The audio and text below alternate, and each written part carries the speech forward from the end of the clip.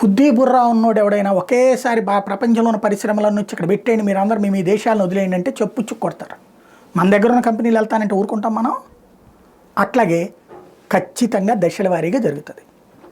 ముందు అసలు ఇదివరకు విదేశీ కంపెనీలు ఇక్కడికి వచ్చేవి కాదు, మనోళ్ళు వెళ్ళి విదేశాల్లో ఉద్యోగాలు చేసేవాళ్ళు.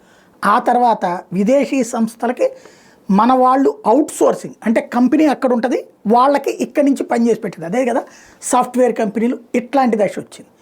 థర్డ్ ఫేజ్లో వాళ్ళని ఇప్పుడు మోడీ చేస్తున్న పని ఏంటయ్యా అంటే, వాళ్ళని ఇక్కడికి వచ్చి అయ్యా నువ్వు కారు తయారు చేస్తావా, కారుకి సంబంధించిన విడిభాగాలు తెచ్చుకో, ఇక్కడ అసెంబ్లింగ్ కనీసం ఇక్కడ అట్లాంటి ఒక పరిశ్రమ పెట్టు. ఆయుధాలు తయారు చేస్తావా, మా వాళ్ళతో కూడా నువ్వు టైఅప్ పెట్టుకుని మా వాడికి కొంచెం పని అప్పు చెప్పి నువ్వు తీసుకో. ఇట్లాగా దశల వారీగా చేసుకొస్తున్నాడు. ఇది కామన్ సెన్స్ ఉంటే తెలియాలి. ఎందుకంటే 60 ఏళ్ల పాటు ఈ దేశాన్ని పరిపాలించిన కాంగ్రెస్ పార్టీ అలాంటిదేమీ లేక విదేశాలను దిగుమతి చేసుకుంటూ బ్రతికేసింది. అట్లాంటిది ఇప్పుడు దశల వారీగా నాడు వాజ్పేయి అయినా నేడు మోడీ అయినా ఒక సిస్టమేటిక్గా తీసుకెళ్తున్నాడు. చేతనైతే అప్రిషియేట్ చేయి, లేదా మూసుకూర్చు. అలా కాకుండా ఐఫోన్ విడిభాగాలు ఇక్కడ అసెంబ్లింగే చేస్తున్నారు, పరిశ్రమే లేదు.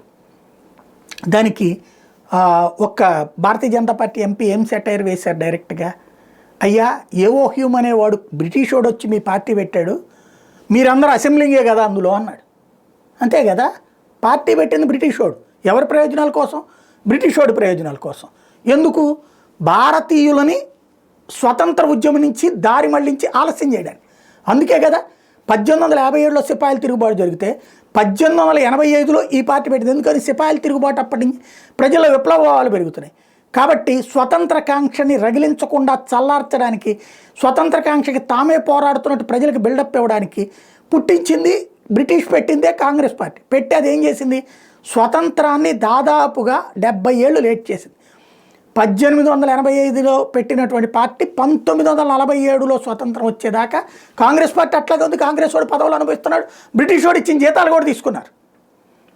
అలాంటిది ఇక దేశానికి ఏం ప్రయోజనం చేకూరింది అంటే అసెంబ్లీయే కదా. అదే విషయాన్ని ఇక్కడ రైట్ చేశారు.